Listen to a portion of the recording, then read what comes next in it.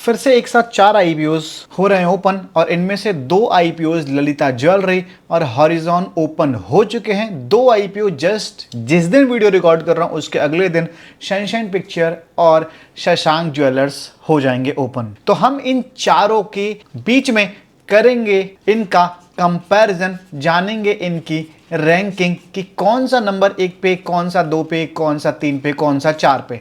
Because in चारों IPOs में Lalita jewellers, horizon industrial, sunshine pictures और शाकेश ज्वेलर्स किसी का फंड नहीं यूज कर सकते हैं एक दूसरे में। अगर जो किसी एक में लगा दिया तो दूसरे आईपीओ में वो फंड सेम नहीं यूज हो पाएगा।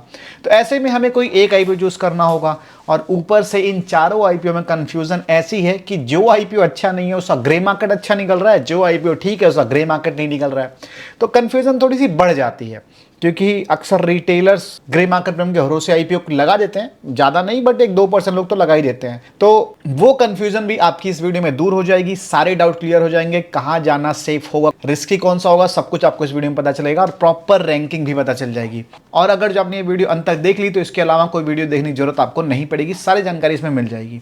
बस वीडियो में अंत तक बने रहना ताकि सारी जानकारी सही तरीके से समझ आ सके।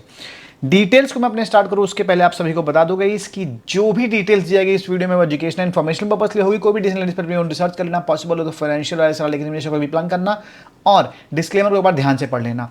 जो भी डिटेल्स हम देंगे वो एजुकेशनल पर्पस के लिए है। एक बार इसको देखने के बाद अपना डिसीजन आप खुद बनाना और हमें बताना कमेंट सेक्शन में कि क्या करने वाले हो।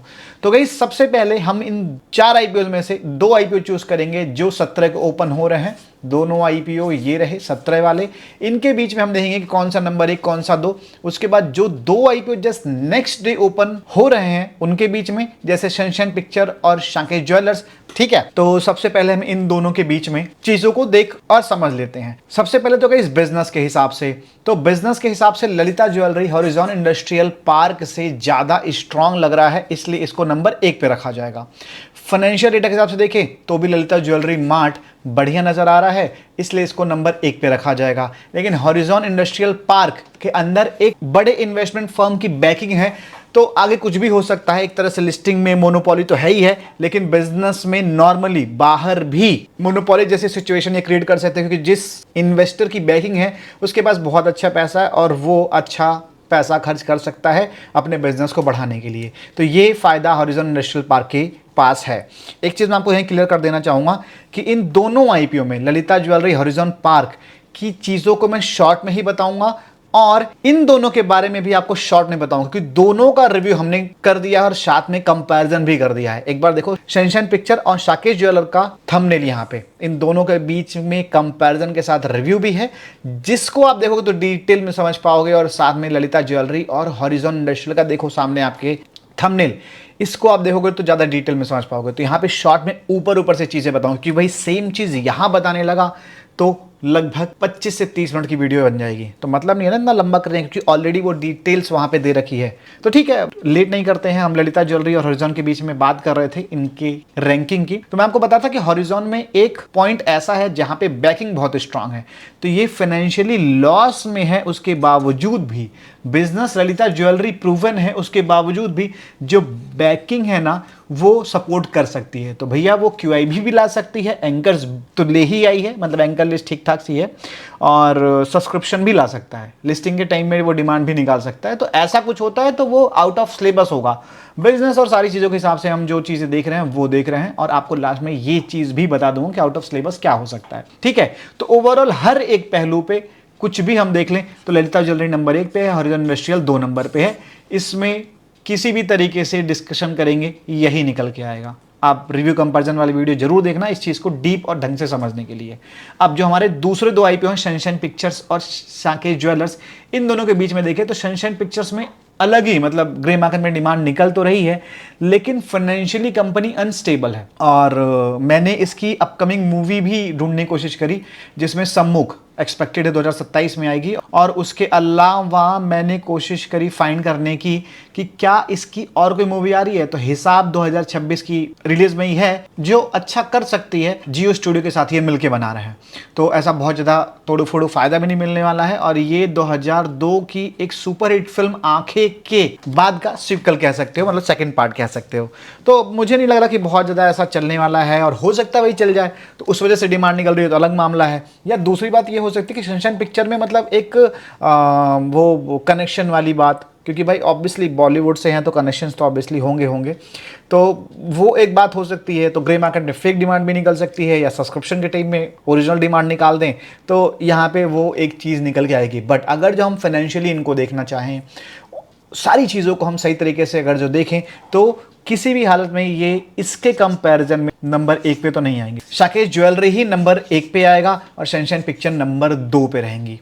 बिजनेस, क्योंकि शाकेश ज्वेलर्स का प्रूवन बिजनेस है, चलने वाला बिजनेस है, साइज भी थोड़ा बड़ा है, सनशाइन पिक्चर से अलॉटमेंट के चांसेस भी उस मामले में बढ़िया रहेंगे।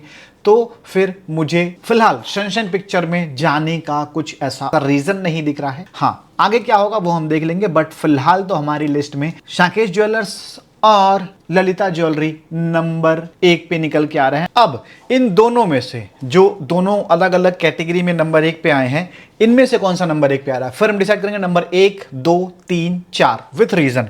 तो देखो, ललिता ज्वेलरी का जो साइज है वो बड़ा है, और कंपनी का जो प्राइसिंग है वो सस्ता रखा गया है। बिजनेस सिमिलर सा है, लेकिन थोड़ा सा उसमें भी चेंज है। पहले तो आप ये देख लो important detail, Lalitha jewellery 1700 crore का साइज है, 35% कोटा है। तो इन सभी आईपीओज में सबसे ज्यादा अलॉटमेंट के चांसेस इसमें ही होंगे।